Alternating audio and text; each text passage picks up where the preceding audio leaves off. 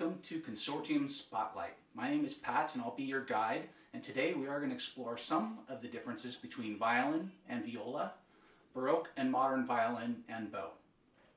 My name is Patrick and I'll be performing modern violin and viola. Buongiorno, my name is Patrizio. I come from Rome, now a part of Italy, 18th century, and I played the violino for my time period. So glad both of you can join us today. Patrick, will you demonstrate the flashy violin part first?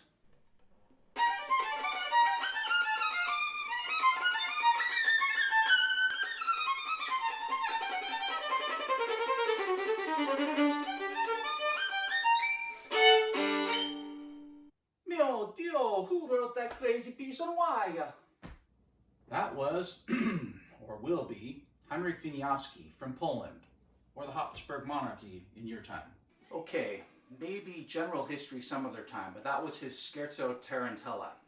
Ah, a tarantella to sweat out the poison of the tarantula spider. Except once the poison from the Black Widow, also a common spider from Taranto in Italy, not Ontario, once the poison gets into the blood, a good sweat won't wash it out. But let's move on. Patrick, show us something soulful on the viola so we can hear the difference from the violin.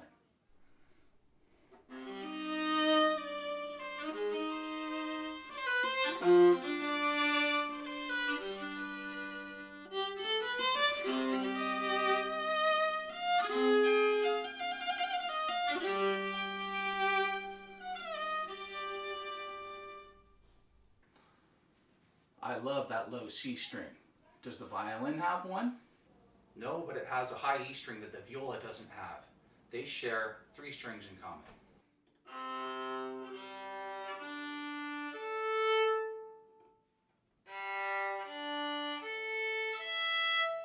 Let's hear Patrizio play something on the violin in the 18th century style. Mio Dio, what is that? The chin rest, invented by Louis Spohr in the 19th century, so I wouldn't get a crick in my neck.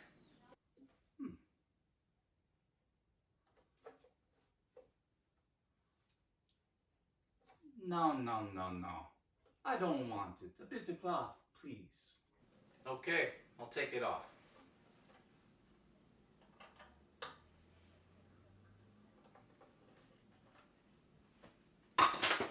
What is this contraption on the back? That is a shoulder rest, and the first patent was in 1936 by Vlado Kulic. It helps support the violin so I can shift up and down. If I need a rest, I'll take a nap. Okay, fine then. And why are the strings so shiny? They are wound in metal for durability and to maintain a consistent pitch. I'm gonna need some guts to be espressivo on the violino. Ah, yes, gut strings like they used to use in the olden days. Got one right here for comparison. We're not going to play with it today because I can't quite get it on right now. This is what they used to look like. So let's tune first, okay? Scusi, why are your strings so sharp? Almost as high as in Venice. Oh yes, sharp means higher pitch in musician lingo. I got this one, Patrick. The A tuning reference pitch has gone up over time. One of the exceptions being Venice, where it was already quite high. But most places were lower and went up over time because greater tension on the strings has led to greater projection of sound to be heard by larger and larger audiences. I'll tune it down for you, Patrizio.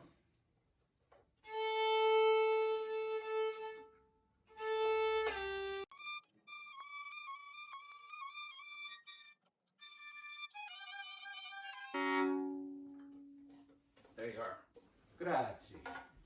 What kind of clunk bow is this? It looks like the bow, sort of, but I thought it was supposed to be just a fad. It was, but it was a step in the evolution of the violin bow over 200 or so years from being shorter and lighter to longer and heavier, finally reaching its standard length with Francois Tort at the end of the 18th century.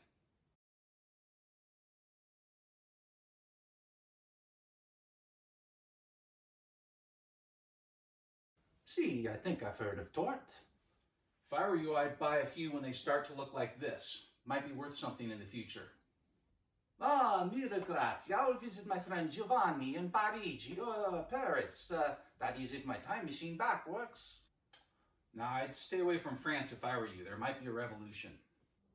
Enough history. He already knows too much about the future. Let's stick with the music. Speaking of sticks, I've got a baroque bow here for Patrizio to use. Now we will compare two excerpts on violin. First, the opening of Bach's Chaconne on modern, and then baroque-ish violin.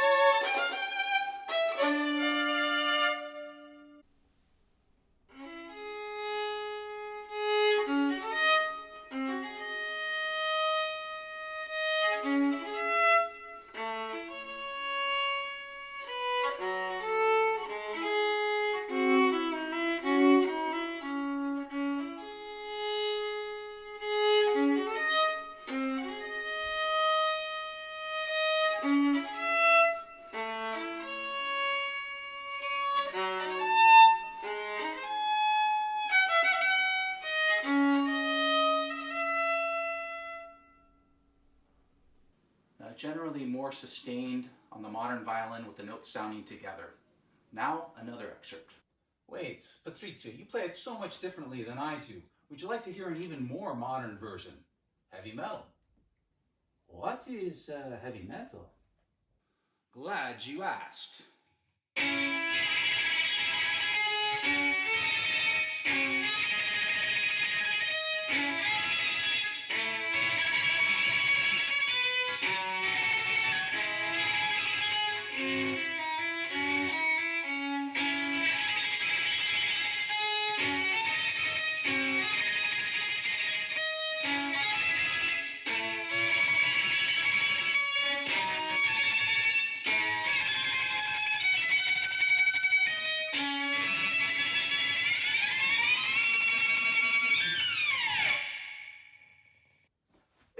Dio, it's like 1,000 woodpeckers pecking on my brains. Besides, he wrote it for his first wife, Maria. Have some respect. I'm sorry, it is sad. But Bach was a great rearranger of his own music, and he did love coffee. Thanks for lightening things up a bit, Patrick, but that metal is quite a stretch. Still, I kind of like it. Let's move on to an excerpt from Mozart's Violin Concerto in G major, the first movement. But please, no metal version this time. Aww.